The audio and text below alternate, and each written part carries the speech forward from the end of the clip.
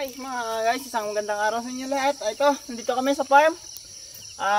Magtatanim kami ng mga papaya para ma-harvest sa sunod na buwan.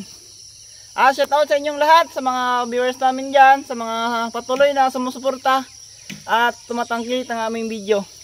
Maraming salamat sa inyong lahat dahil sa inyo nagpapatuloy ako sa paggawa ng mga content. Mga guys, ito yung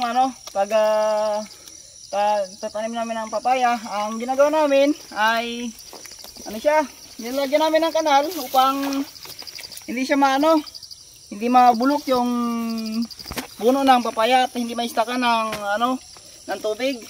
Dahil pag na-istakan ito ng tubig, maaaring mamatay yung ating mga tinanim na papaya.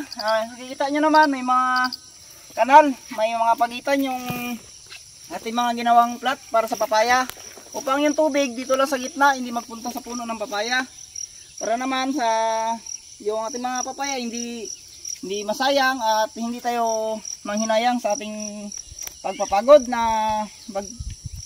maitanim itong mga papaya.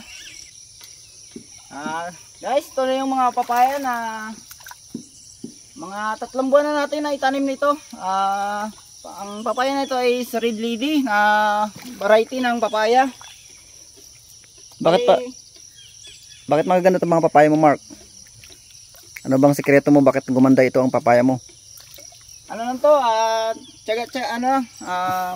Alagaan mo lang siya mabuti at maintenance mo yung kanyang mga kailangan na pampataba. Ang ginagamit namin pampataba dito is mga organic lang.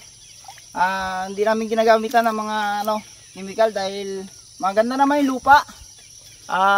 Matabang mataba dahil hindi ito bugbog sa pagtatanim ng hindi siya nalalagyan ng chemical, kaya yung halaman, kitang-kita nyo naman po. Yung papaya, matabang na mataba. Mataba po yun siya, 3 months pa lang yan, pero tingnan nyo naman. Talagang malaki na yung mga dahon, yung mga puno niya, maganda. Mga ilang daan ang papaya mo, Mark? May 500 ba ito, Mark? Estimate mo, may 1,000 o 500 lang?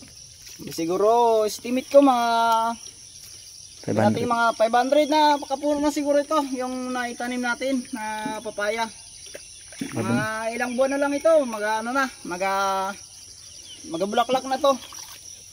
So ano masabi mo sa mga farmers natin, Mark? Paano mo sila i-encourage na magtanim pa ng magtanim? Kahit na maulan, kahit may bagyo. Encourage ko lang yung mga farmer dyan dahil sa tag-ulan na dinadanas natin dito sa ating lugar, huwag kayong sumuko na magtanim dahil yung pagtatanim, tsaga-tsaga lang yan. Makakaano rin kayo, makakaanid din kayo kahit pa sabi nyong ma-failure man tayo, tuloy na tuloy lang. Huwag kayong sumuko. Laban lang para mayroon tayong anihin sa darating na panahon.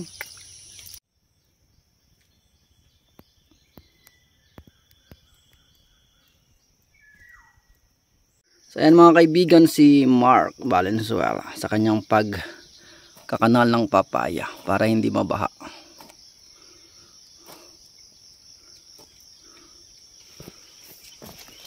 Grabe ang kanal, ang lalim mo.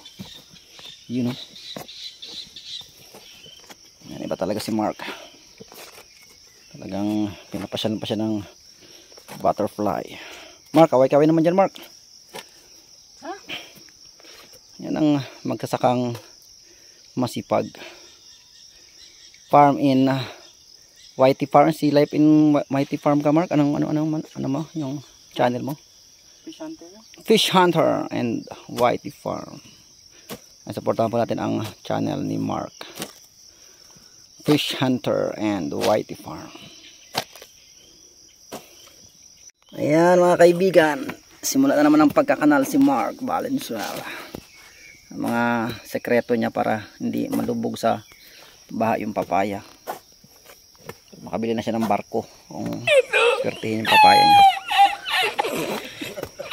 Yan po, ganyan po yung pagkakanal dito sa Palawan.